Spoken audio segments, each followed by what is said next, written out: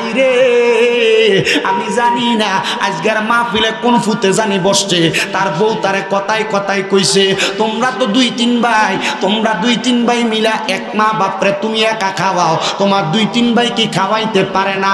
এই কথা শুই না তুমি ফুতে তোমার মা বাপরে আলাদা কইরা দিছ। তোমার মা সকালবেলা এক ঘরে ভাত খায়, দুপুরবেলা আরেক ঘরে খায়, রাত্রবেলা আরেক ঘরে ভাত খায়। এ আমার কাদির গাঁয়ের বাবারা, এমন যদি কেউ কইরা থাকো দে তোর ফাউডি আমার সামনে দে, আমি শামিম রেজা জিব্বাটা লাগে তোর পাউডা আমি পরিষ্কার কইরা দিব। বলে হুজুর কেন কেন কেন? কারণ ওই মা বাপরে বাটনা দিয়া, মা বাপরে জুদা কইরা, আম্মা আব্বারে দমক দিয়া মাহফিলের ভিতরে আইয়া শামিম রেজার ওয়াজ শুনবা। তোমার মতো সুতার আমার দরকার নাই। ওই মা বাপরে কষ্ট দিয়া মাহফিলের ভিতরে আইসা শুধু পুরা হবিগঞ্জ সহ সিলেট বিভাগের বড় আলেম আইনা ওয়াজ করাও, এই ওয়াজ দিয়া কোনো লাভ হবে না, লাভ হবে না, লাভ হবে না। এই জন্য কেউ যদি মা বাপরে দমক দিয়া কথা কইয়া থাকো, আব্বা আম্মারে মনে কষ্ট দিয়া থাকো, দেরে যুবক ভাই, দেরে মুরব্বী বাবা, আমি আমার জিব্বাটা দিয়া তোর পাউডা পরিষ্কার কইরা দেই, তুই শুধু ওয়াদা করবি হুজুর এখান থেকে বাড়ি যে আমি আমার মা বাপের পায়ে ধরে মাফ চামু। বলে হুজুর কেন কেন কেন গো, কেন আপনি আপনার জিব্বা দিয়া পা পরিষ্কার করে দিবেন? আল্লাহর কসম করে কই রে আমার কাজীর গাঁয়ের বাবা, আপনার মা বাবা আপনার বড় কষ্ট করে মানুষ করছে। এমন অনেক সময় গেছে মা জননী রাত্রবেলা বালা কইরা খানা খায় নাই, তুমি ফুটাইতে বাড়িতে দেরি হইলে মা জননী ঘরের দরজাটার চৌকাটে বইয়া থাকতো। আম্মা বারবার বাপরে ঘুম থেকে তুইলা কইতো রাস্তাটা আগে দেখেন না আমার ফুতরা নিয়ে আইতাছে। মা ঘুমাইতো না, রাত্রবেলা বাড়িতে আইলে মা জননী আইয়া সন্তানডারে রাত্রবেলা এই মাঘ মাসের শীতের দিনে খানাটি গরম করে দিত। এখন তুমি বাড়িতে আসলে বউ বউয়ের মতো ঘুমায়, তোমার জি তোমার জিয়ের মতো ঘুমায়। সন্তান মা থাকতে তোমার খানা গরম করে দিত। এ আমার কাদির গাঁয়ের বাবারা, আজকে তোমার মা কবরে, কেউ তোমার খানাটি গরম করে দেয় না, কেউ তোমার একবার সামনে আদর যত্ন করে না। জ্বর হইলে মাথাটার মধ্যে পানি দেওয়ার মানুষটা তুমি পাও না। বুঝলা গেছো তোমার আব্বার কষ্টের কথা, আব্বা জানার পায়ের মুইরাটা জুতার তালুটা চিরা চিরা পায়ের মুইরাটা রাস্তার লগে লাগতো। আব্বা নতুন জুতা কিনতো না, তুমি ফুতের নতুন জুতা কিনা দিত, রাত্রে কিনা আইনা দিলে নতুন জুতা পায়ে দিয়া খাটের ভিতরে হাঁটতা। ওই আব্বা আজ্ঞা অন্ধকার কবরে। এমন অনেক সময় গেছে আব্বাজান দুনিয়ার জমিনের ভিতরে থাইকা আব্বাজান সিরা লুঙ্গিটা পরতো সিলাইয়া সিলাইয়া, ঈদের দিনে পুরান জামা কাপড় পরতো।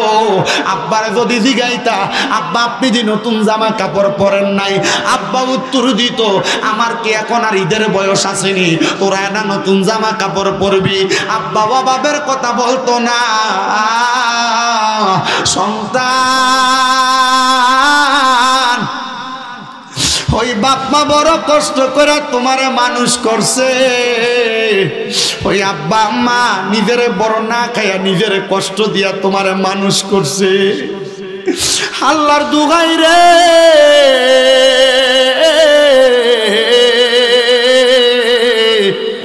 ও শায়েস্তাগঞ্জের কাজীর গাঁয়ের বাবারা, ওই মা বাপ যদি অন্ধকার কবরে থাকে রে, ওই আব্বা আম্মার কাছে মাপ চাওয়ার সুযোগ তোমার নাই। কেমনে মাপ চাইবা?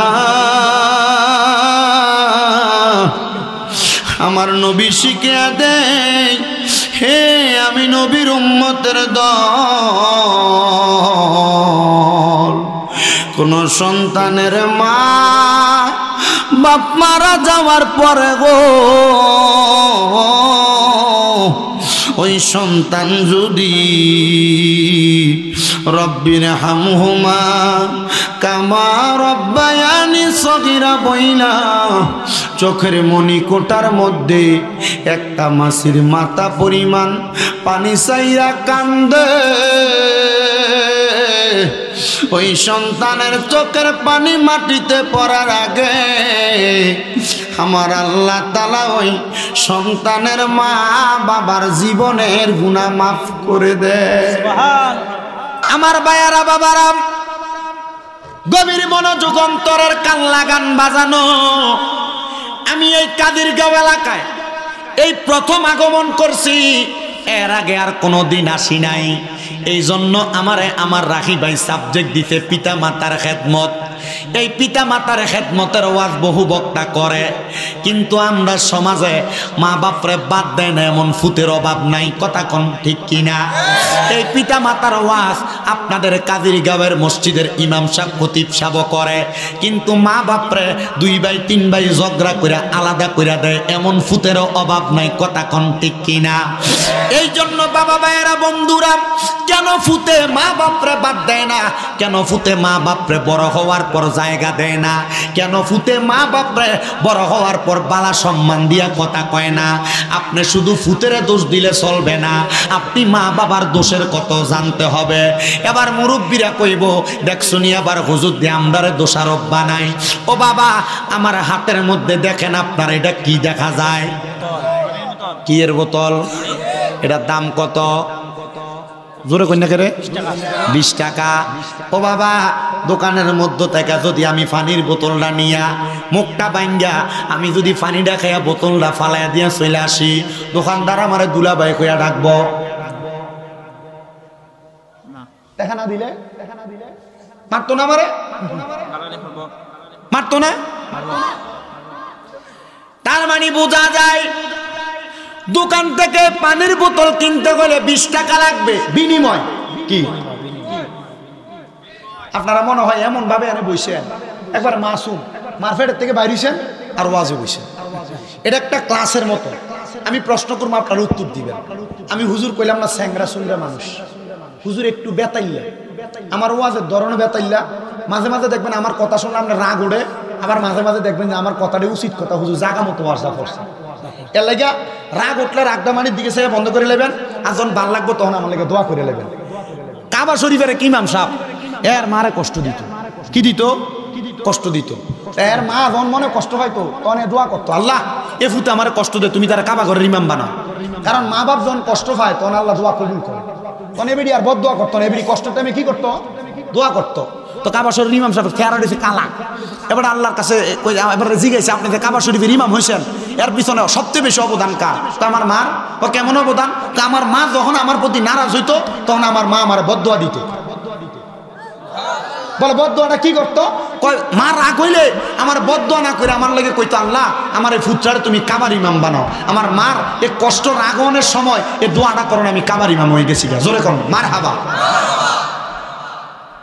তো যখন আপনাদের রাগ হবে তখন আমার লেগে দোয়া করবেন, যখন আপনার ভালো লাগবে তখনও দোয়া করবেন। এবার বাবা, পানির বোতলটা দোকান থেকে টাকা ছাড়া কিনা যাবে না। তাইলে দোকানদাররে যদি 20 টাকা দেওয়া হয়, দোকানদার আমারে পানির বোতল দিব। কথা কন্যা ঠিক কিনা? তো একটা মা বাপ মনে করে ফুট জন্ম দিয়া ছাইরা দিলাম, মনে হয় আমার দায়িত্ব শেষ। একটা মা বাপ মনে করে জি ফুট জন্ম দিয়া তারারে শুধু খাওয়াইলাম, মনে হয় আমার দায়িত্ব শেষ। মনে রাখবেন, আপনি মা বাবা যদি বুড়া বয়সে ওই সন্তানের কাছ থেকে কোনো উপকার পাইতে চান, তাহলে আপনি মা বাবা সন্তানদারে জন্ম দেওয়ার পর ওই সন্তানের উপরে আপনার কিছু দায়িত্ব আছে। ওই দায়িত্ব যদি আপনি পালন করেন, তাইলে আপনার সন্তান আপনার বৃদ্ধ বয়সে আপনার দায়িত্ব পালন করবে। আপনাদের মনে প্রশ্ন, হুজুর মা বাপ সন্তান জন্ম দেয়, আব্বা মাতার গাম পায়ে পালাইয়া খাওয়ায় ফিন্দায়, ওই আব্বা আর কি দায়িত্ব পালন করব? মা নিজের কষ্টটা সহ্য করে সন্তান জন্ম দেয়, যখন মা ডারে সিজার করে পেটটা কাটটা ফুটটারে বাহির করে, মা আর কিসের কষ্ট করত? একটা ফুট যখন দুনিয়াতে সিজার ছাড়া নরমাল ডেলিভারি হয়, মা জননীর কলজার ভিতরে ঠাস ঠাস করে 2টা লাথি মারে, ওই সময় তো মা বড় কষ্ট পায়। মা আর কি দায়িত্ব পালন করত? আল্লাহর নবী কয়, উম্মত যখন কোনো মা বাবা একটা সন্তান জন্ম দেয়, এ বাবারা আপনারা যারা সন্তান জন্ম দিয়েছেন মিলাইবেন, আপনারা আপনাদের সন্তানের প্রতি দায়িত্বটি পালন করছেননি? এ যুবক ভাইয়েরা, আপনারা যারা বিয়া করেন নাই, বিয়া করার পরে এই দায়িত্বটি আপনারা পালন করা লাগবে, মনে রাখবেন। এ কিশোরেরা, ছোট ছোট বাচ্চারা, এই ওয়াজটা তোমরা মনে রাখবা। পর্দার অন্তরালের মা বোনেরা, আপনারা একটু মনে রাখার চেষ্টা করবেন।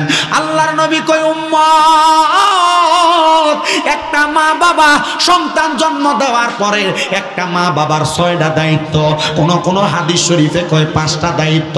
সাহাবায়ে কেরাম ডাক দিয়া কয়, ইয়া রাসূলুল্লাহ, নবী গো, আপনার কাছে জানতে চাই, মা বাপ যখন সন্তান জন্ম দেয় ওই সন্তানটার 5টা 6টা দায়িত্বটা কি?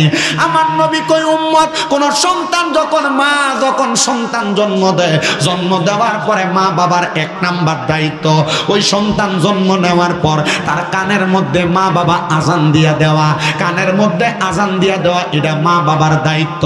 2 নাম্বার, একটা সন্তান যখন মা বাবা জন্ম দেয় 7 দিনের মাথায় ওই মা বাবার দায়িত্ব হলো সন্তানের একটা বালা নাম রাখা। আমরার বেডিরা ফুতের নাম বালা নাম রাখে না, ফুতের নাম রাখে নইন্যা, ফুতের নাম রাখে রবিন্যা। এই কথা কোন ঠিক কিনা? তো মা বাপ জিফুত জন্ম দেওয়ার পর দায়িত্ব নাম রাখা কয়টা?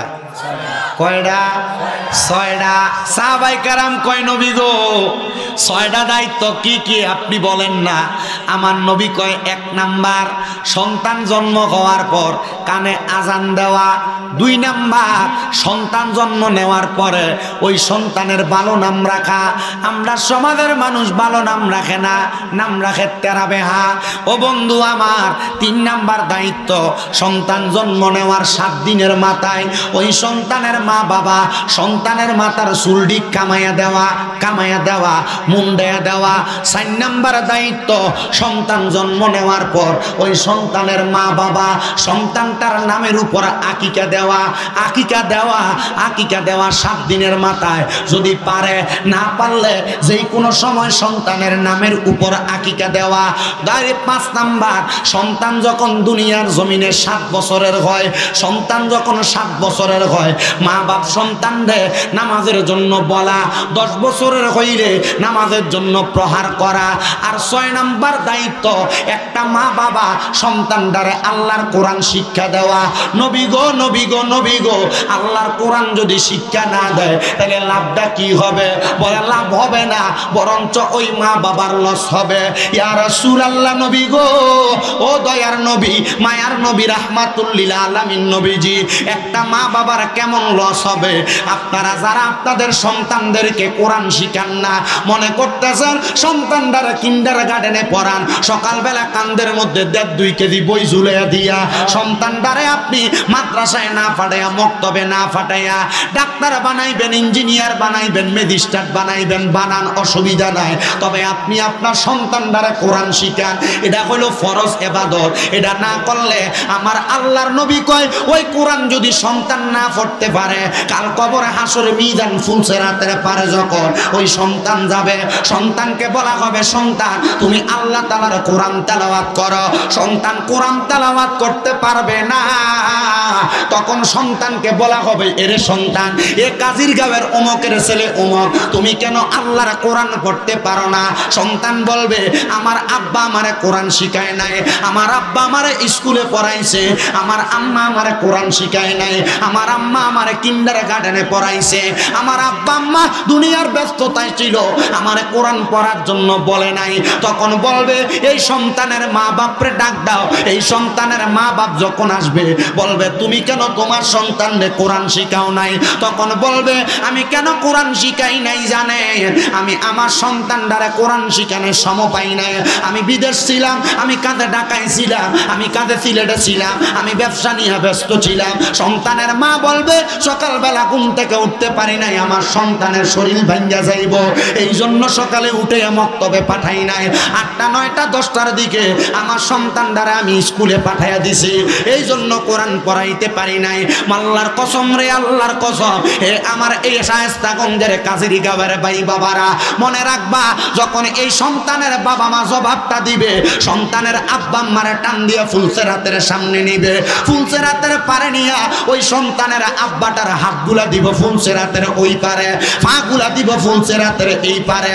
যেই সন্তান আপনার শরীরের সাথে একবার ফাও লাগলে 2-3 বার সালাম করে, ওই সন্তানরে বলবো, যাও যাও ফুলসেরাতটা তুমি তোমার আব্বার বুকটার ভিতরে ফাড়া দিয়া ফুলসেরাতটা ফাড়া হও। চিন্তা করে দেখো রে কাদির গাঁয়ের বাবারা, তোমার ফুতে যদি তোমার বুকটার মধ্যে ফাড়া দেয়, তোমার ফুতে যদি তোমার বুকটার ভিতরে ফাড়া দেয়, ওই দিন সহ্য করতে পারবা না। এবার আপনারা বলেন ওই কঠিন মুগা মুসিবত আসার আগে আমরা সন্তানদেরকে কোরআনওয়ালা সন্তান বানানোর দরকার আছে না নাই? অসুবিধা হইতাছে? ওয়াজ কামে লাগবো ইনশাআল্লাহ। যদি ওয়াজ শূন্য কোন হেদায়েত হইবেন এক হাদিস শরীফে ওয়াজ শেষ। আর যদি কোন জিনা হুজুর কানসুক করতাম লাভ নাই। টানা যদি 5 দিন ব্যাপী মাহফিল দেন কাজির গাবিত গা কাম হবে না। কথা কই কোরআন শিখাও ছেলে মেয়েকে ওহে মুসলমান, কোরআন শিখাও ছেলে মেয়েকে ওহে মুসলমান, জান কবজের সময় তোমার হইবে রে আসান, জান কবজের সময় তোমার হইবে। কোরআন শিখাও ছেলে মেয়েকে ওহে মুসলমান, কোরআন শিখাও ছেলে মেয়েকে ওহে মুসলমান, জানে কবজের সময় তোমার হইবে রে আসান কন্যা, জানে কবজের সময় তোমার হইবে রে আসান।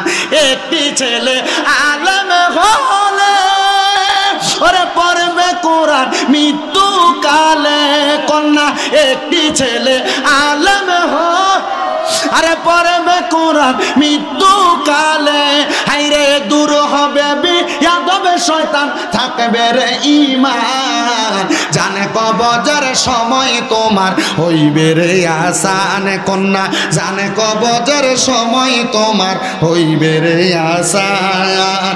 কোরআন শিখাও ছেলে মেয়েকে ওহে মুসলমান, কোরআন শিখাও ছেলে মেয়েকে ওহে মুসলমান, জানে কবজের সময় তোমার হইবে রে আসান।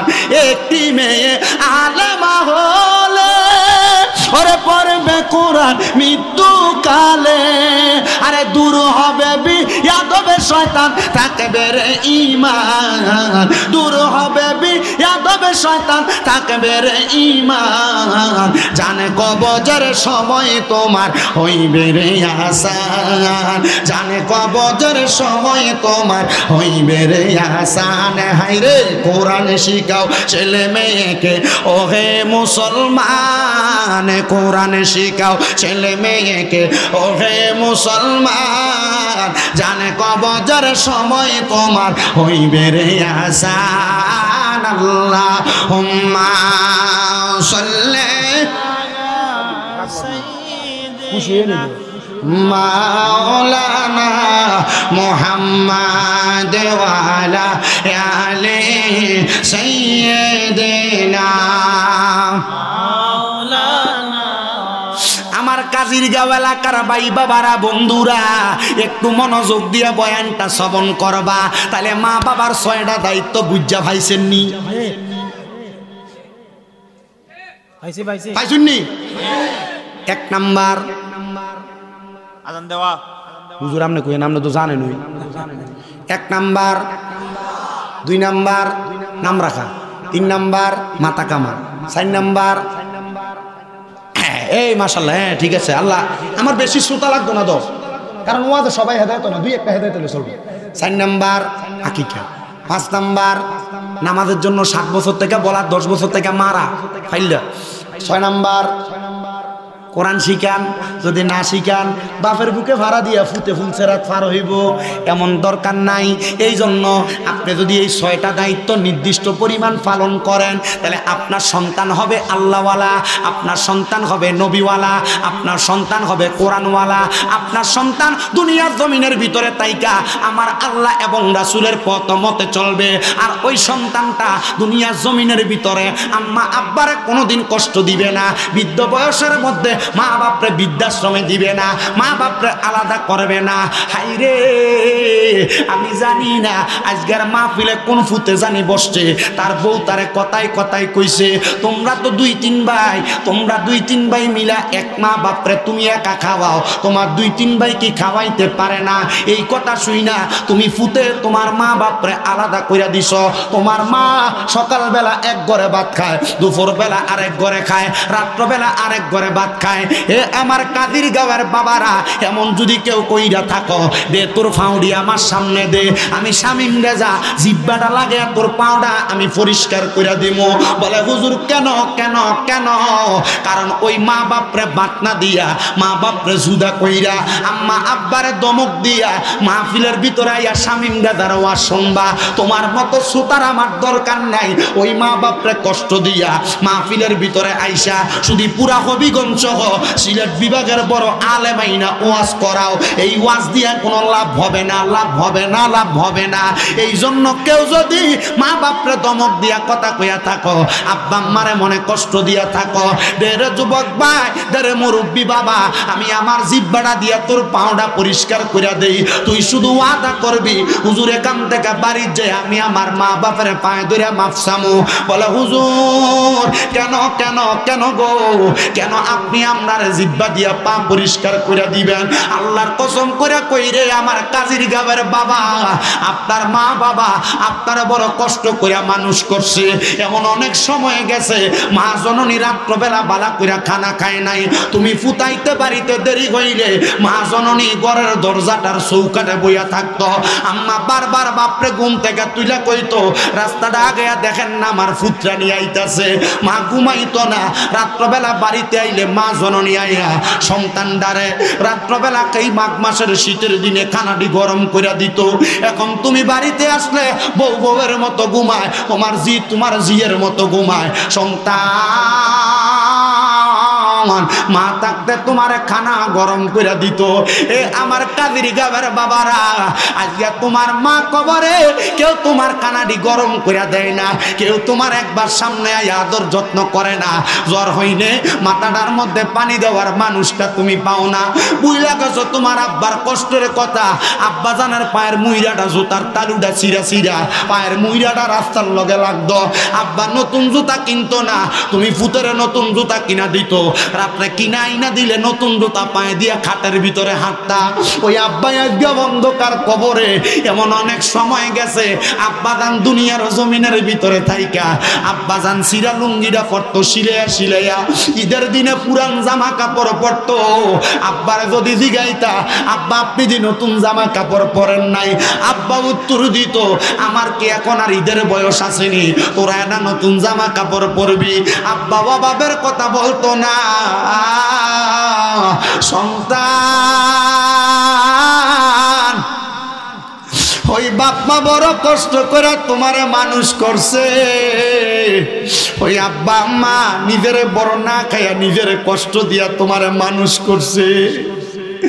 আল্লাহর দুগাই রে,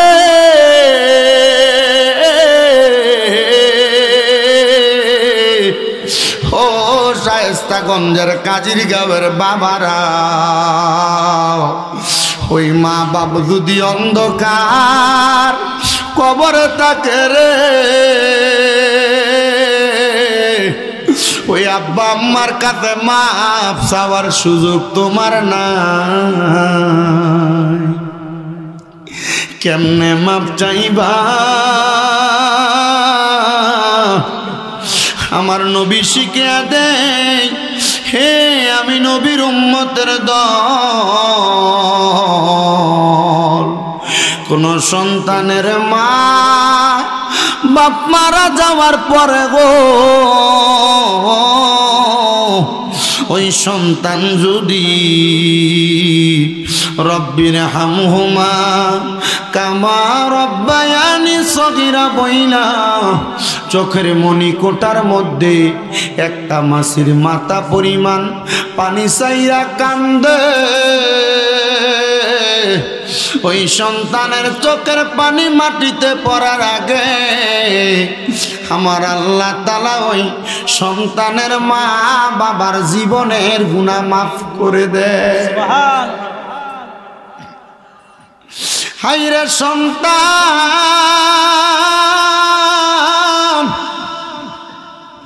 অনেকে চিন্তা করে হুজুর যারার বাড়িতে আব্বা আছে গো, তারা বাড়িতে যাইয়া আব্বার পায়ে ধরে মাপ চাইব। আমার তো আব্বা নাই, আমি কার পায়ে ধরে মাপ চাইব? এ সন্তান, তোমার আব্বা তোমারে বড় কষ্ট করে মানুষ করছে। তোমার আব্বা নিজে না খায়া খাওয়াইছে। এখন তোমার টাকার অভাব নাই, এখন তোমার সম্পদের অভাব নাই। তুমি 500 টাকা দিয়ে আব্বার একটা লুঙ্গি কিনা পরাইতে পারো না। কেমনে পরাইবা? ওই আব্বা অন্ধকার কবরে। একবার চিন্তা করে দেখো রে আমার কাদির গাঁয়ের বাবারা, ওই আব্বারে কোনোদিন মুখ ফুইটা বলতে পারছো না আব্বা তোমারে বড় ভালোবাসি, আব্বা তোমারে বড় মোহাব্বত করি। এরে ভালোবাসি তোমায় বাবা, বুকটা যে যাইছি রে, তোমার কথা হৃদয় মাঝে পড়ছে বারে বারে। বাবা গো হো বাবা, বাবা গো হো বাবা, দরজাটা খুলতে খেয়ে যাই ধোকা।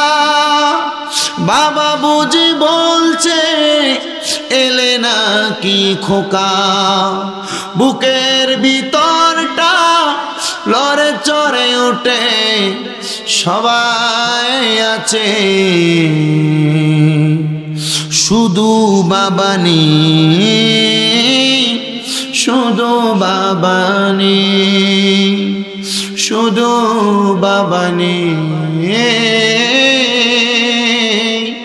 শুধু বাবা নেই।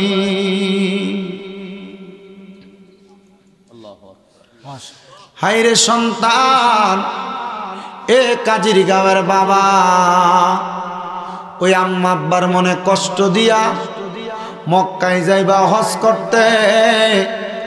আল্লাহর কসম করে বলি তোমার হজ আল্লাহর কাছে কবুল হবে না। ওই আব্বা আম্মারে দমক দিয়া, আব্বা আম্মারে বাতনা দিয়া নামাজ পইরা কপাল কালা বানাইবা। তোমার কাছে বইলা দিয়া যায় তোমার নামাজ আল্লাহর কাছে কবুল হবে না, 100% গ্যারান্টি। বলে হুজুর কেন?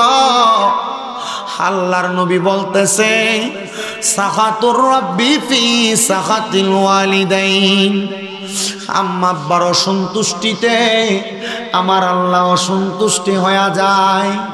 রেদার রব্বি ফি রিদাল ওয়ালিদাইন, আম্মা আব্বার সন্তুষ্টিতে আমার আল্লাহ সন্তুষ্টি হয়ে যায়। তুমি তোমার মা বাপরে বাতনা দিয়া, আম্মা আব্বারে বুড়া বুড়ি ডাইকা, শ্বশুর বাড়িতে যায় শ্বশুরিরে আম্মু কয়া ডাকো। তোমার মা বাপরে বাপ মা না ডাইকা বুড়া বুড়ি ডাইকা, শ্বশুর বাড়িতে যায় শ্বশুরে আব্বু কয়া ডাকো। মনে করছ ওই আম্মা আব্বারে কষ্ট দিয়া শ্বশুর শাশুড়িরে তুমি সুন্দর কইরা দুনিয়াতে ডাকবার আল্লাহ তোমার শান্তি দিব? না রে সন্তান না, এটা তোমার পরনের লুঙ্গি কুইল্লা মাথায় পাগড়ি বান্দার মতো। এই জন্য আমি তোমাদের কাছে আবদার জানাই, তোমরা দুনিয়ার জমিনে ওই আম্মা আব্বারে কষ্ট দিও না। আম্মা আব্বারে ভালোবাসবা, আম্মা আব্বারে মোহাব্বত করবা। সে জান্নাতের চাবি আমার মা মাগো, জান্নাতের চাবি আমার মা। বলেন জান্নাতের চাবি আমার মা মাগো, জান্নাতের চাবি। ওরে মা যার বেঁচে নাই তার মতো দুঃখী নাই, খালা ফুফু মায়ের মতো না মাগো, জান্নাতের চাবি আমার মা। এ কাজীর গাঁয়ের বাবা, কাদির গাঁয়ের সন্তানের দল,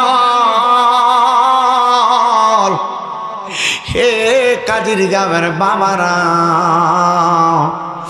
আবদার কইরা তোমার পায়ের মধ্যে হাতরা দিয়া কইরে, যদি তুমি দুনিয়ার জমিন থেকে রত্ন না হারাইতে চাও, ওই মা বাবার মতো রত্নটারে দুনিয়ার জমিনের মধ্যে যত্ন করবা। যদি যত্ন করতে পারো, আমার আল্লাহ তোমারে ভালোবাসবো, আমার রসুল তোমারে ভালোবাসবো। আল্লাহ রসুল যারে ভালোবাসবো তার দুনিয়াতে কোনো ভয় নাই, আখিরাতে কোনো ভয় নাই। আমি জানি না পর্দার অন্তরালে কত মাইয়ারা ওই আব্বা আম্মার জন্য কান্দে। অনেকে চিন্তা করে, হুজুর আমি বাড়িতে গেলে সবার মুখ দেখি, কিন্তু আমি আমার আব্বা আম্মার মুখ দেখি না। সন্তান আবদার জানাই আপনার কাছে, শুনেন ছোট্ট একটা ওয়াকিয়া কারগুজারি ঘটনা আপনাদেরকে শোনাই। বাংলাদেশের নারায়ণগঞ্জের বুইগড় একটা এলাকা, ওই এলাকায় একটা মা জননী একটা খবর আমার কাছে পৌঁছাইছে, হুজুর আমি বড় কষ্ট করে আমার মাটারে মানুষ করছি, আমার সন্তানটারে মানুষ করছি। হুজুর আমার স্বামী আমার সন্তানের বয়স যখন 2 মাস, অন্য একটা মহিলারে বিয়া কইরা আমার স্বামী আমারে ছাইরা দিয়া চলে গেছে। হুজুর এই ছেলেটার মুখটার দিকে তাকায়া আমি মা কোনোদিন আর বিয়া বসি নাই। আমি প্রথম মানুষের বাড়িতে বাড়িতে কাম কইরা আমার সন্তানটারে আমি বড় করছি। হুজুর আমার সন্তান যখন প্রাপ্তবয়স্ক হয়ে গেছে, সন্তানটারে স্কুলে ভর্তি করাইয়া আমি মা কোম্পানিতে চাকরি কইরা আমার সন্তানটারে আমি বড় বানাইছি। হুজুর গো, ও হুজুর আমার সন্তান 22 বছর বয়স হওয়ার পর আমার ছেলে আমারে কয়, মা আর আমার পড়ালেখা করতে ভালো লাগে না। আমার ছেলেটা একটা কোম্পানির মধ্যে চাকরি নিছে। হুজুর ওই ছেলে কোম্পানিতে চাকরি নিয়া একটা মেয়ের সাথে সম্পর্ক করে বিয়ে করে ফেলছে। আমি মা জানি না। একদিন রাত্রবেলা আমার ছেলে আমার পাটির মধ্যে ধরে কয়, মা আপনি তো আমার বড় কষ্ট করে মানুষ করছেন, আমি তো আপনার না জানি একটা কাম করে পালাইছি। মা ডাক দিয়ে কয়, সন্তান কি করছো আমি মার কাছে বলো। মা কয়, এ সন্তান আমি মার কাছে কত অন্যায়, আমার কাছে অন্যায় না, কারণ তোর দিকে তাকে আমি আমার জীবন যৌবন সব নষ্ট করছি। ওই ছেলে ডাক দিয়ে কয়, মা আমি কোম্পানিতে আসা যাওয়ার পথে একটা মেয়ের সাথে সম্পর্ক কইরা আমি তো ওই মেয়েটারে কোর্ট ম্যারেজের মাধ্যমে বিয়া করছি। মা কই, পুত্রে করছস কি হইছে? আমি মা তো তোর লাগে আমার জীবন যৌবনটারে এমনে কাটাইছি। বউরে বাড়িতে আনবি, আমি মা নির্দিষ্ট সম্মান দিয়া তারে বাড়িতে রাখবো। ওই মা কই, হুজুর ওই বউটারে আমি বাড়িতে আনছি, বাড়িতে আই না আমার বাড়িতে জায়গা দিছি, সুন্দর চলাফেরা করে। মাত্র 2 মাস পরে আমার ছেলের বউ বেড়াইতে যাইব কইয়া বাবার বাড়িতে গেছে। 7 দিন 15 দিন আমার ছেলের বউ বাড়িতে আসে না। ছেলে বাড়িতে আসে, তারা আমি জিগাইলাম, কিরে বৌমা কেন আসে না? ডাক দিয়া কয়, মা আপনার ছেলের বউ, আপনার বৌমা বলছে আর কোনোদিন বাড়িতে আসবে না। এ মা, উনি বলছে উনি নাকি ওই জায়গায় থাকবে, আর আমি যেন এই বাড়িতে না আসি। আমারে বলছে যদি এই বাড়িতে আসি তাহলে আমার নামে নারী নির্যাতনের মামলা দিয়ে আমারে আটকে রাখবো। আসলে কথা সত্য, অনেক ছেলেরা বিবাহ করার পরে এমন দুষ্ট নারীদের কারণে তারা পরিবারের কাছে জিম্মি থাকে। অনেক পরিবারের ছেলে বউটা যদি ভালো না হয়, এই জন্য আমার কোস্তাদে কইছে বিয়া করার পর কারোর সংসার জান্নাত, আবার কারোর সংসার জাহান্নাম। আমি যে গেলাম, হুজুর কারণ কি? কই, যদি এই ঘরের বউটা যদি খারাপ হয় তাহলে এই সংসারটার পুরো জাহান্নাম বানাইছে। আর যদি ঘরের বউটা যদি ভালো হয় তাহলে জান্নাতের যে শান্তি, ওই শান্তির একটা মজাই পরিবারে পাওয়া যায়।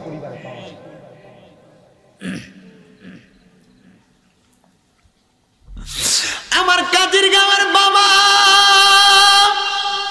এ কাজির গাঁয়ের পর্দার অন্তরালের মা, এ কাজির আমাদের গ্রামের শ্বশুর শাশুড়িরা, এ ছেলের বউরা, একটু মনোযোগ লাগে শোনো। ওই মা কই হুজুর এবার আমার ছেলে আমার কাছে আসে না।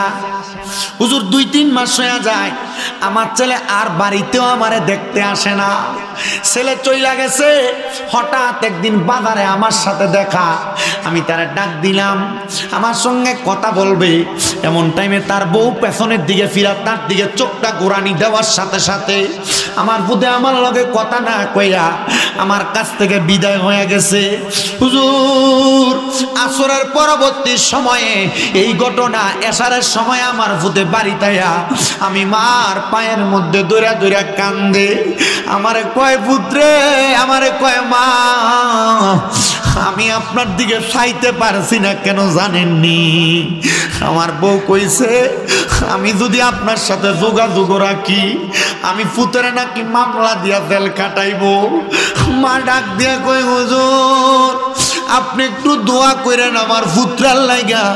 আমি জানি আমার পুত্রের কম না, কিন্তু আমার পুতে মামলারে ডরায়া আমার পুতে আমি মা বাবার মার কাছ থেকে দূরে।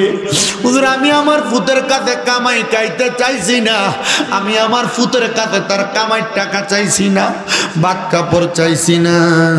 আমি কইছি পুত্রে তুই আমার বউটারে যা কোস আমি মা কইছি, আমি মা কামাই কইরা যা পামু এটার অর্ধেক আমি তুই ফুতের এবং তোর বউরে দিয়া দিমু। আমি মার মনের ভিতরে একটা আশা, আমি মা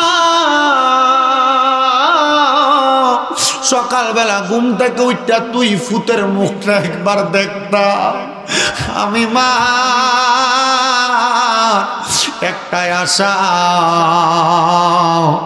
সন্ধ্যাবেলা ঘুমানোর আগে আমি তুই ফুতের মুখটা দেখতাম। হে বাবা মনে রাখবারে, সব মা বাবা সন্তানের কাছে টাকা চায় না, সব মা বাবা সন্তানের কাছে সম্পদ চায় না, সব মা বাবা সন্তানের কাছে খানা দেয় না, চায় না।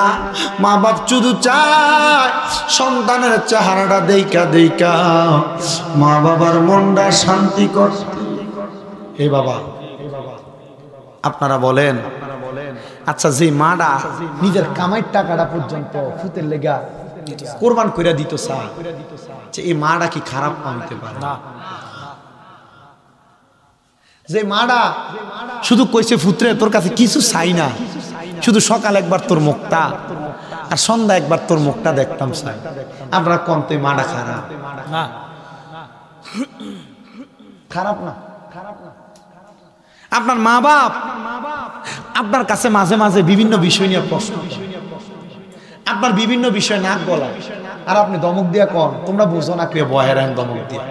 মা বাপ বুঝে না, আপনি কইতেছেন মা বাপ বুঝে না, এটা কইয়া দমক দিয়া মা বাপটার বয়ে রাখলেন। আপনি মনে করছেন আপনি বাচ্চা যাবেন গা, এরার এই দমক দিয়া বহাইয়া এরার মনে কষ্ট দিয়া কোটি টাকা কামাই করবেন, কোটি টাকা কামাই করবেন, আল্লাহর কসম শান্তি পাইতেন না। এরার মনে কষ্ট দিয়া লাখ লাখ টাকা কামাই করবেন, শান্তি পাবেন না। আমি এখনো আমার টাকা পয়সার হিসাব আমি আমার মতো করে করি না, ফালাইয়া রাখি। আমার আম্মার কাছে বলা আছে আমার বাপের যেমনে লাগবে এমনি খরচ লাগবে। কেন জানেন? কারণ জিগান অনেক পোলাপানের আব্বা আম্মা নাই, এরা চোখের সামনে অনেক মুরব্বীরা দোকানে বসে চা খায়, এই ফুতের কাছে টাকা আছে পকেট ভর্তি, কিন্তু বাপরে 100টা টাকা দিবে হাত খরচের জন্য ক্ষমতা নাই, ওই আব্বা কবরে। জিগান অনেক ফুতের মা বাপ তার কষ্ট করে মানুষ করছে, সিরা কাপড় মা পরছে, ফুতের স্কুলে যাইতে কাপড় রাস্তাটার থেকে খুললে 10 টাকা দিয়ে দিছে, 5 টাকা দিয়ে দিছে, কিন্তু ওই ফুতের মা আজকে কবরে, বাপ আজকে কবরে। ওই মারে 500 টাকা দিয়ে কিনে একটা কাপড় কিনে পরাইতে পারে না, টাকার কিন্তু অভাব না, তো কি লাভ ওই টাকা দিয়ে? যদি আমার টাকা পয়সা দিয়ে আমি আমার মা বাপরে শান্তি না দিতাম পারি, কি লাভ ওই টাকা পয়সা দিয়ে? সবার কাছে আমার আবদার, সবার কাছে আমার আবদার, দুনিয়াতে যদি বড় হইতেন চান আম্মা আব্বার কাছে নত হইয়েন, আম্মা আব্বার কাছে ছোট হইয়েন। আম্মা আব্বার কাছে মাপ চাইয়েন। আজকের এই কাফির গাঁয়ের মাহফিল কবুল হইব কি হইতো না এটার গ্যারান্টি কেউ দিবে কিনা আমি জানি না, তবে আমি একটা গ্যারান্টি দিতাম। কিটা জানেন? আগামীকালকে যদি দেখেন কোনো দাড়ি পাকা মুরব্বী বাবা কাফির গাঁয়ের চা দোকানে বইয়া করছে, হ্যাঁ শামিম রেজা একটা ফোলাইয়া ওয়াজ করে গেছিল, তার কথা শুই না আমার ফুতে রাত্রবেলা বাড়িতে যাইয়া আমার পায়ে ধইরা মাপ চাইছে, মনে করবেন মাহফিল কবুল হয়ে গেছে। আমি জানি না কেউ গ্যারান্টি দিবনি, আমি একটা গ্যারান্টি দিয়ে গেলাম। কোন মা যদি শুনেন এই বাড়ির মা ওই বাড়ির মহিলারা কইছে, হ্যাঁ আমার ফুতে কালকার ওয়াজ শুই না বাড়িতে আমি মার ফাউডির ধরে মাপ চাইছি। অনেকে চিন্তা করে, হুজুর আমি তো কোনোদিন অন্যায় করছি না, আমিও কি মাপ চাইতাম? আমি কম হ্যাঁ চাই। আম্মা আব্বার পায়ে ধরলে দাম কমে না, দো আম্মা আব্বার পায়ে ধরলে সন্তানের ইজ্জত কমে না। আম্মা আব্বার পায়ের কাছে যেই ফুতে ছোট হইতে পারে সারা দুনিয়ার কাছে আল্লাহ তার বড় বানিয়ে দেয়। আপনারা দোয়ায় আমার 6টা মাদ্রাসা, কয়টা? 6টা মাদ্রাসার ভিতরে 1100 উপরে ছাত্রছাত্রী আছে। এই সম্মান আমার না, তো এই ইজ্জত আমার না, এটা আমার মা বাপের দোয়ার বরকত। আমি যখন ক্লাস 6-7 পড়ি ওয়াজে শুনছিলাম আম্মা আব্বার পায়ে চুমা দিলে ওইখানে ছোট হইলে আল্লাহ তাআলা তারা সম্মানী বানায়। আল্লাহর কসম আমি যেই সম্মানের যোগ্য না, আল্লাহ আমার এর চাইতে বেশি হাজার হাজার গুণ বেশি সম্মান দিচ্ছে। আম্মা আব্বার পায়ে ধরতে আপনার শরম লাগে। অনেকে চিন্তা করে, হুজুর আমি তো 2 ঈদে মা বাপের পায়ে ধরে সালামি করি না, আমি কেমনে মা বাপের পায়ে ধরে মাপ চাই? না, পাপ চাওয়া না, তো মাঝে মাঝে যদি সুযোগ পান আম্মা আব্বার পায়ে চুমা দিবেন। আম্মা আব্বার পায়ে চুমা দিলে আল্লাহর জান্নাতের চৌখাটে চুমা দেওয়ার সওয়াব পাইবেন। আর অন কালার মৌলভী সাহেবরা ফতুয়া দেয় পায়ে চুমা দিব সালাম করোই বেদাত। কথা কন না কেন? আর মা বাপের সন্তানের শ্রদ্ধা শিখাইবো, মৌলভী ফতুয়া দেয় আম্মা আব্বার পা ছুঁয়ে সালাম করোই বেদাত, শিরিক। কথা কয় না? আর নবীজি মক্কা থেকে মদিনা হিজরত করে আসছে, এক সাহাবীদের ডাক দিয়ে, ইয়া রাসূলুল্লাহ আপনার কাছে আমার একটা আবদার, আপনি তো মক্কা থেকে মদিনায় চলে আসছেন, আপনি যখন মদিনা থেকে আবার মক্কায় যাবেন আপনি আপনার সাথী বানাই আমার মক্কায় নিয়ে যাবেন। নবী কই, কেন যাইবা? নবীজি আমি নিয়ত করছিলাম মক্কা যদি বিজয় হয় আমি মক্কার চৌখাটে যাই চুমা দেব। নবী কই, কবুল করলাম। অনেক দিন হয়ে গেছে নবী মক্কায় যায় না, নবী মক্কায় যাবে আবার নিয়ত করছে, কিন্তু 3 দিন ওই সাহাবী মক্কায় আসে না। আমার নবীজি ওই সাহাবীর সারা একা একা মক্কার উদ্দেশ্যে রওনা দিছে। ওই সাহাবীর কাছে কে জানি যে খবর দিছে, সাহাবী আমার নবী তো তোমার ফালাইয়া মক্কায় চলে যেতেছে। সাহাবী দৌড়ে গেছে, হাতটি বাড়াই দিয়ে ফিদাকা আবি ওয়া উম্মি ইয়া রাসূলুল্লাহ, নবী গো আমার মা বাপ আপনার কদমে কোরবান হোক। আমি কি কোনো অন্যায় করছিলাম? আপনি না আমারে বলছিলেন আপনার সাথী বানায় আমার মক্কায় নিয়ে যাবেন, আপনি যে আমার মক্কায় নেন না। আমার নাকি ওই সাহাবী 3 দিন তোমার বাড়িতে প্রতিনিধি পাঠাইছে, তারা যায় দেখছে তোমার আম্মা অসুস্থ, তুমি খেদমত করতেছো। সাহাবী কই, ইয়া রাসূলুল্লাহ আমি খেদমতে না করছি, আমার আম্মার চাইতে আমার মক্কা মদিনা যাওয়ার চাইতে কি আমার আম্মার দাম বেশি? নবী কই, হ্যাঁ।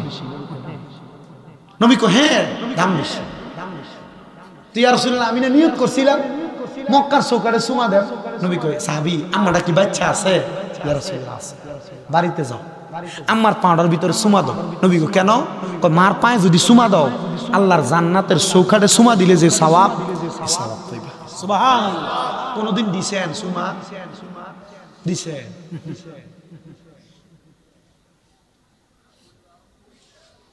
বুড়ো হয়ে গেছে, সামলাডি বইটা গেছে, কালো হয়ে গেছে, এমনি হইছে না তো?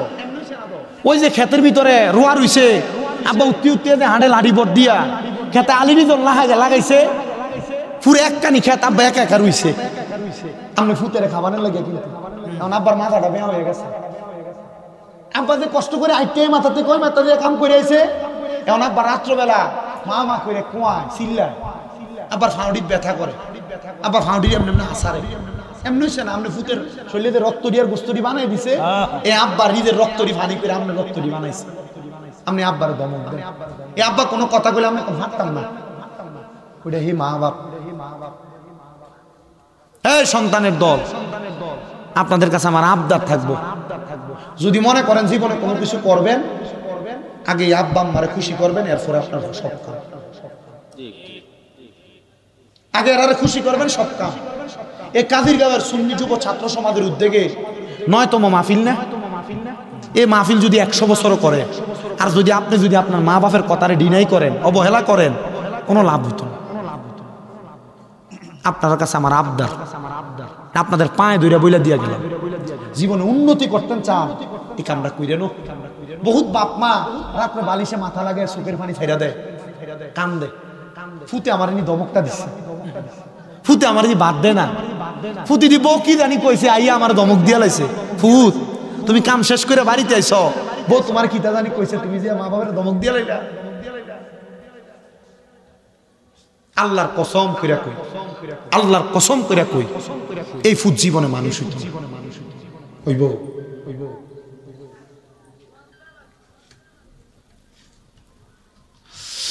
আল্লাহু আকবার। আল্লাহ আমরারে বোঝার তৌফিক দিন, আমিন। আল্লাহ আমরারে তৌফিক দিন, আমিন। সবাই মোহাব্বতে দরুদ শরীফ পড়েন। আল্লাহুম্মা সাল্লি আলা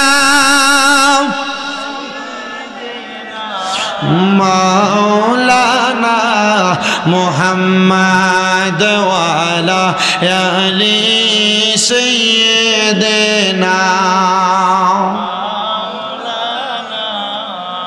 तेरे नस्ल पाक में है बच्चा बच्चा नूर का,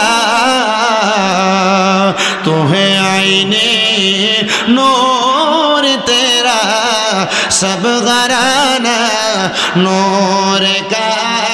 अल्लाहुम्मा सल्ली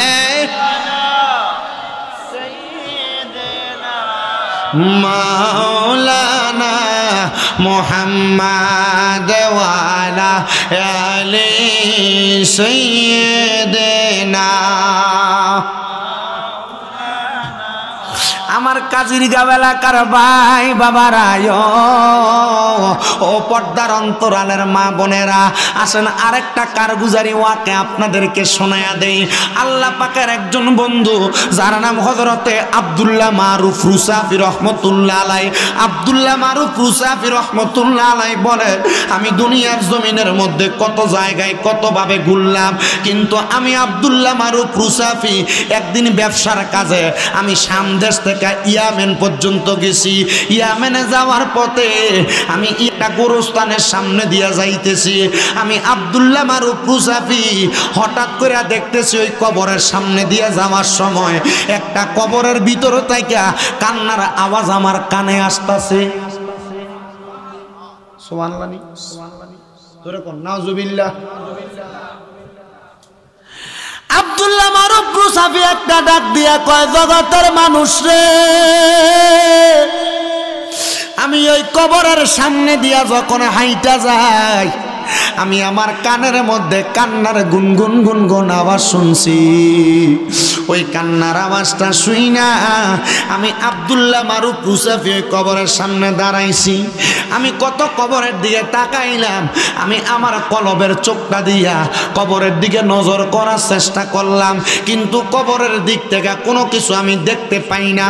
হাইরে, হঠাৎ কইরা আমি চিন্তা করলাম 2 রাকাত নামাজ আমি পড়ি, নফল নামাজ পইরা আমি আমার আল্লাহ তাআলার কাছে দোয়া করব, আল্লাহ যেন এই কান্নার আওয়াজ কই থেকে আসে আমার কাছে জানায়া দেয়, আমার কাছে বুঝাইয়া দেয়।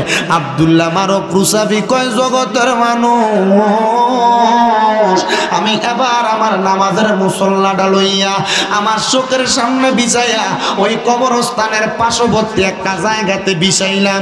বিছাইয়া আমি 2 রাকাত নফল নামাজের নিয়ত করলাম। নফল নামাজের নিয়ত কইরা আমি আমার আল্লাহ তাআলার কাছে নামাজের পরে সেজদার মধ্যে মাথা অবনত কইরা চোখের পানি ফালায়া ফালায়া কান্দি আর ডাক দিয়া কই, মাবুদ ও দয়াল আল্লাহ, আমি একটা কবর থেকে কান্নার আওয়াজ শুনতাছি। আল্লাহ, আমার মনে হইতাছে এই কবরটা কোনো পরিচিত মানুষের কবর, যার কবর থেকে কান্নার আওয়াজ শোনা যায়। হুজুর আব্দুল্লাহ মারুফ রুসাফি কয়, আমি যখন এমন ভাবে আল্লাহর কাছে মুরাকাবা কইরা চোখের পানি ফালাইয়া ফালাইয়া কান্দি, এমন টাইমে কানতে কানতে আমার চোখটি লাইগা গেছে। এমন টাইমে আমি দেখছি রে আল্লাহর একজন বান্দা আমার চোখের সামনে হাজির হয়ে গেছে, যার শরীরের ডান পাওটার মধ্যে মাজা পর্যন্ত আগুন দাউ দাউ করে জ্বলতাছে। আমি তারে ডাক দিয়া কইলাম, এরে আল্লাহর বান্দা, তোমার কেন এমন অবস্থা, তোমার কেন এই হালত? আল্লাহর বান্দা কয়, হুজুর আপনি কি আমার এই হালত সম্পর্কে অবগত? বলে, না জানি না, তবে আমি এই কবরের সামনে দিয়া যাওয়ার সময় আমি তোমার কান্নার আওয়াজ শুনতে পাইছি। ওই ছেলে ডাক দিয়া কয়, হুজুর যেই কান্নার আওয়াজ শুনছেন ওই কান্নার আওয়াজটা আমি ভূতের আওয়াজ।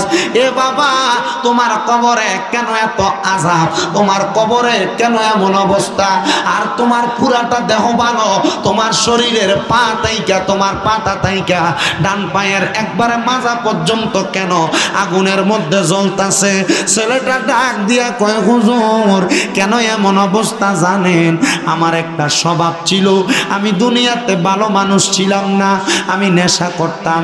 আমি মরার আগ পর্যন্ত নেশা করছি, কিন্তু মরার 2-3 দিন আগে আল্লাহর কাছে তওবা করছি, আল্লাহ আমি আর কোনোদিন নেশা করতাম না। আমার আল্লাহ তাআলা আমার তওবা কবুল করছে, আমার নেশার গুনাহ মাফ কইরা দিছে, আমার পুরাটা শরীরের অঙ্গ প্রত্যঙ্গ ভালো। হুজুর আমারে আমার আল্লাহ যখন মাফ কইরা দিছে, আমার আল্লাহ শুধু আমার শরীরের পায়ের পাতা তাইকা হাই মাজা পর্যন্ত ডান পাটা পর্যন্ত আগুন জ্বলে, এটার জন্য আমি ফেরেশতারে প্রশ্ন করলাম, এ ফেরেশতারা আমার পাটার এমন কেন অবস্থা? পুরা শরীরটা ভালো রাখলা, আমার শরীরটা কেন অর্ধেক অংশ পাটা জ্বলতাছে?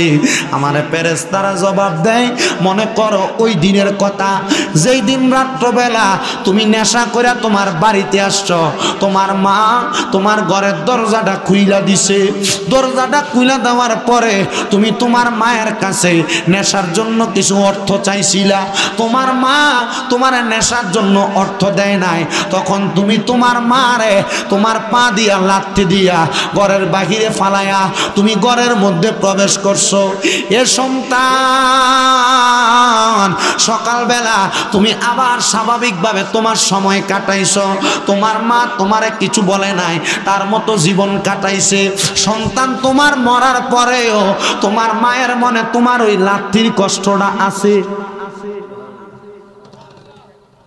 আপনি আপনার মার ধমক দিলে দেখবেন মাতে না, আইস দিয়ে যা গেছে, হাসিটার ভিতরে যে কতটা কষ্ট লুকাই না। এ আব্বারে কোন একটা কামে ধমক দিয়ে কথা কইছেন, আব্বা দেখবেন যে কিছু না কইয়া মনটা বেজার করে যাই গেছে। আব্বার এই গাওয়াটার ভিতরে যে কতটা কষ্ট লুকান না,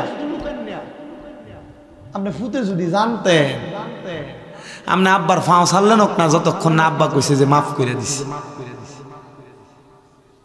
ছাড়লেন হোক না জীবনে। ওই ফেলে ডাক দিয়া কয়, হুজুর আমার জবাব দিছে,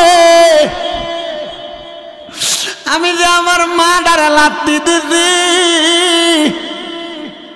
ওই লাত্তিটার কারণে আমার মা এখনো পর্যন্ত মনে কষ্ট রাখছে। ওই কষ্টই আমার মা মনে রাখার কারণে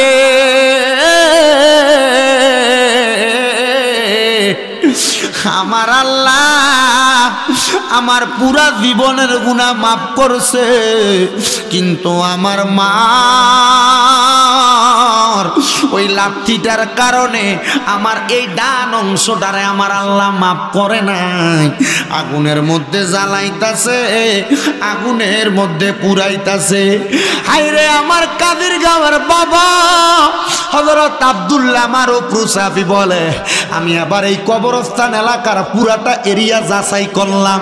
করতে করতে করতে করতে রে আমি পুরাটা এলাকার মধ্যে দেখলাম, খবর লইলাম আসুনি এমন কোন মা যেই ছেলে মরণের আগে নেশা অবস্থায় তুমি মারে লাঠি দিছে, কোন জায়গায় খবর পাইলাম না। তবে একটা জায়গায় গেলাম, যে জায়গায় যাইয়া দেখছি একটা মহিলা তার ঘরের পাশে দাঁড়ায়া দাঁড়ায়া মনটা বেজার করে রইছে। আমি জিগাইলাম, গো মা আপনার পরিচয় কি? আপনি কেন এখানে দাঁড়ায়া দাঁড়ায়া কান্দেন?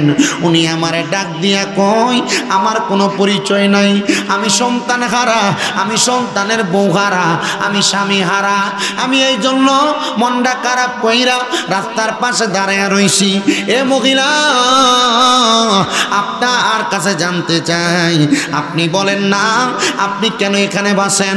আপনার সন্তান মারা গেছে, আপনি কি ওই মা যেই সন্তান নেশা অবস্থায় আপনার শরীরের মধ্যে আঘাত দিছে? উনি কয়, হ্যাঁ হুজুর আমি সেই মা। এ মা আমি আপনার কাছে একটা দুঃখের খবর শোনাইতে আইছি। হুজুর কেমন দুঃখের খবর গো? বলে দুঃখের খবর হইল আপনার পা সন্তান যে আপনার নেশা অবস্থায় লাথি মারছিল, আমার আল্লাহ তাআলা আপনার সন্তানটারে শরীরের যেই পাওটা দিয়ে আপনারে লাথি মারছে ওই পাওটার মধ্যে এখনো জাগার নামের আগুন জ্বালাইতাছে। হুজুর ডাক দিয়া কই, ওই মাটারে আমি দেখছি সাথে সাথে আমার আল্লাহর কাছে হাতটা তুলা দিছে, আল্লাহ আমার সন্তানটারে তুমি মাফ করো। আমি কইছি মা মন থেকে আপনি আপনার ফুতেরে মাফ কইরা দেন। মা কয়, হুজুর আল্লাহর কসম আমি আমার সন্তান কবরে কষ্ট পাক আমি চাই না। আমি দোয়া করছি হুজুর আমার আল্লাহ যেন আমার সন্তানটারে মাফ করে দেয়। হুজুর কয়, আমি বাড়িতে যাইয়া গভীর রজনীতে তাহাজ্জুদের নামাজ পড়িয়া আল্লাহর কাছে কান্না করি, আর ওই সন্তানটা কবরে কেমন আছে অবস্থাটা জানতে চেষ্টা করি। আমি চোখের পানিটি ফালায়া ফালায়া কান্দি আর আমার আল্লাহর কাছে ফরিয়াদ জানাই, মাবুদু মাবুদু ও দয়াল আল্লাহ, যেই সন্তানটার কবরের মধ্যে এই পায়ে এমন বাজে অবস্থা, ওই সন্তানটা কবরে কোন হালতে কোন অবস্থায় আছে? উনি ডাক দিয়া কয়, ও জগতের মানুষ, আমি যখন মুরাকাবা করলাম তাহাজ্জুদের নামাজের পরে আমি তাকে দেখলাম একটা সুন্দর সুরতলা একটা মানুষ আমার সামনে। আমি জিগাইলাম, কে আপনি? আপনার পরিচয় কি? উনি আমারে ডাক দিয়া কয়, আমার পরিচয় হইল যেই ছেলেটারে আপনি দেখছেন শরীরে আগুন জ্বলতাছে আমি হইলাম সেই ছেলে। বলে তোমার পায়ের আগুন গেল কই? হুজুর আমার মা আমি ফুতের জন্য মনটা খুলে দোয়া করছে, আমার মায়ের দোয়াটার বরকতে আমার আল্লাহ আমি সন্তানের এই আযাবটা মাফ করে দিছে। ও কাদির গাঁয়ের মা বাপ ফুতে অন্যায় করে মাঝে মাঝে, আল্লাহর রাস্তায় মনে কষ্ট নিয়েন না। ফুদ্দ আপনি না জন্ম দিছেন, একটু বদদোয়া না দিয়া ফুতেরে বুঝে কইয়েন, বদদোয়া দিয়েন না, কারণ তার জীবনটা শেষ হয়ে যাবে একবার। একটা তীর যদি ধনুকের ভিতরে টান দিয়া দইরা যে বেটা মারবো এবার সাইরা দেয়, আচ্ছা এই তীরটারে কি টান দিয়ে আবার আনন্দ যা? আপনার যখন বদদোয়াটা দেন এই বদদোয়াটার ফিরে আনন্দ জানো? মা বাবা যখন বদদোয়াটা দেয় তীরটা ছুটতে গেলে যে একবার জাগা আর আনন্দ যায় না, বন্দুকের গুলি করে দিলে গুলি যখন ফিরে আনন্দ যায় না, এই মা বাবার বদদোয়াটার ফিরে আনন্দ যায় না। আপনার কাছে আমার আবদার, আল্লাহর রাস্তায় আবদার, যেহেতু আমার এই সাবজেক্টটা দিছে এই সাবজেক্টের উপরে কথাটা বইলা দিয়ে গেলাম। এই আম্মা আব্বাটারে এমন ভাবে সম্মান আর ইজ্জত করবেন যেন আপনার আম্মা আব্বা আপনার প্রতি রাজি এবং খুশি হইয়া আপনার দুনিয়া আখেরাত সব জায়গায় আপনার জন্য বুলন্দ কইরা দেয়। আমিন কইলেন না জোরে? আর জোরে কোন আমিন। 2 নাম্বার, আমার সময় আছে আর মাত্র 1 মিনিট। এই 1 মিনিট সময় আপনার না চলবে না, 10টা 10টা হুজুর গর্তে নিয়ে আসেন, 10 মিনিট, এটা আর 15 মিনিট আগে আমরা কইছি। কয় মিনিট আগে কইছে? জন 9টা 43 বাজে তখন কইয়া গেছে। ঠিক আছে কথা? জান লই একটা বলেন নিয়ে আসেন। শোনেন এবার, আসবো হুজুর, আসতেছে। 2 নাম্বার আমার বলছে হুজুর একটু পর্দার ব্যাপারে কথা বললেন। এই নামাজ ফরজ ইবাদত না? কথা দি কয় না, ফরজ ইবাদত না? আল্লাহ কয় ওয়াকারনা ফি বুয়ুতিকুন্না ওয়ালা তাবাররাজনা তাবাররুজাল জাহিলিয়াতিল উলা। তোমরা তোমাদের নারীদেরকে জাহিলিয়া যুগের মহিলাদের মতো বের হতে দিও না। আর আমরা জাহিলিয়া যুগের মহিলা দূরের কথা, জাহিলিয়া যুগের মহিলা তো বাইরেই তো আমরা মাইয়ার যে জির যে রাস্তা ছেড়ে দিই তাই চুলটি একবার সারাও, কথা দি কয় না।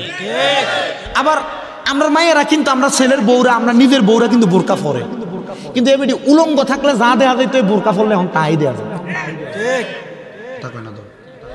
যে কাপড়া জামা শাড়ি পরে মাশাল্লাহ দিলে শাড়ির উপর দিয়ে ওনার শরীর বডি স্ট্রাকচার সব দেখা যায়, কথা দি কর না। বয়াল কাপড় ভালো আছে।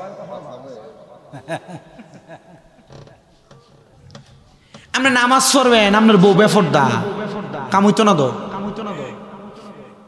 হইব। আপনি নামাজ পড়বেন, আপনি জি বেফরদা কাম হইতো না তো, কি হইব? জি না কইব বলে হইতো না। এই জন্য নিজে যে নামাজি হইছেন, নিজের নামাজের নামাজিত্ব ঠিক রাখার লাগা নিজের বউরে, নিজের মারে, নিজের মাইয়ারে ফর্দা করাইবেন। কিটা ফরজ দ কি করাইবেন? কেন করাইবেন? শুনুন, একটা মেয়ের কারণে 4 জন ব্যক্তি দুজকে যাবে। কয়জন? 4 জন। কেন? 1 নাম্বার, কোন বাবা মাইয়া জন্ম দিল, আমরা জানি একটা মেয়ে মানে একটা জামি, 2টা মেয়ে মানে 2টা জামি, 3টা মেয়ে মানে নবীর লগে জামি, ঠিক না? কিন্তু কোন আব্বা মাইয়া জন্ম দেওয়ার ওই মাইয়াটারে বেপরদা ছেড়ে দিল, আব্বা মাইয়াটারে জান্নাতি সূরাতে পরিচালনা করলো না, তাহলে ওই আব্বার মাইয়া বেপরদা হওয়ার কারণে দায়ী হইব। ওই মাইয়া যখন দোজকে যাইব তারা জিগাইব তুমি ফর্দা করলা না কেন? তখন মাইয়া কইব আমার আব্বা আমার ফর্দা করতে কয় নাই। তখন কইব মাইয়ার বাপটারে ডাক দে। তখন মাইয়ার বাপটারে মাইয়ার কথা অনুযায়ী দোজকে দিব। নাউজুবিল্লাহ কইলেন না? নাউজুবিল্লাহ না, কেমনে কইবে?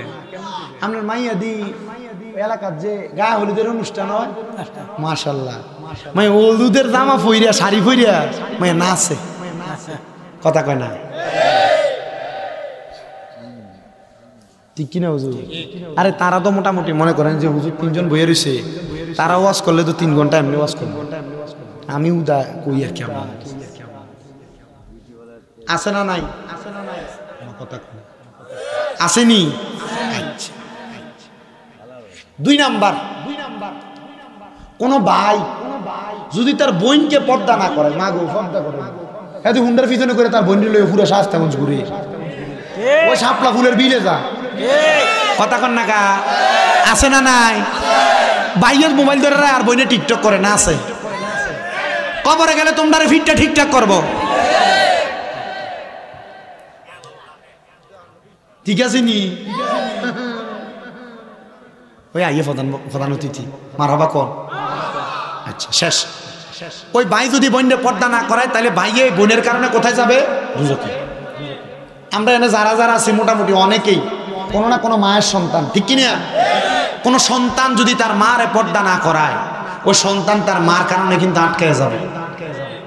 এরপরে আপনারা যারা বিয়ে করছেন, আপনারা যদি আপনাদের স্ত্রীদেরকে পর্দা না করান, এই স্ত্রীরে পর্দা না করাইলে মোটামুটি আপনি আপনার বউয়ের কারণে আটকে যাবেন। এ ছোট্ট একটু কথা বলে দিয়ে গেলাম পর্দার ব্যাপারে।